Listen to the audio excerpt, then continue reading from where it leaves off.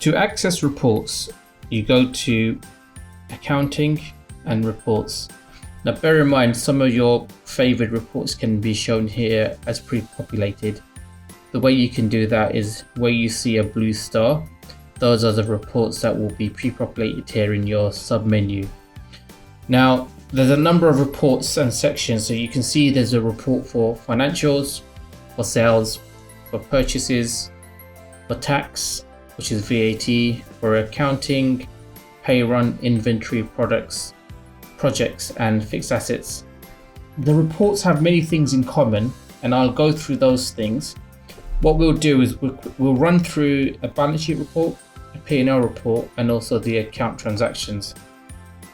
So the balance sheet report, here you select the date that you want to run it for. So let's say I want to run it for the end of February, for example. I can add more columns as well, so I may want to add another period. If I update it, I can then see my balance sheet. Now with all reports, you can export to PDF, Excel, and Google Sheets. Again, profit and loss, very similar. Again, within settings, you can add prior periods that you want to include. And again, you can export in PDF, Excel, and Google Sheets. And then the account transactions is quite useful for mainly accountants, where if you wanted to download all of your transactions because you want to do some sort of an analysis or review, then if you go to settings, you can choose what you want to see.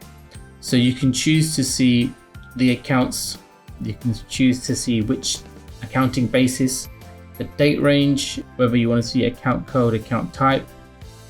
We can also add other filters as well. So maybe you want to select a given source and say, okay, I only want to see bank transfers, for example.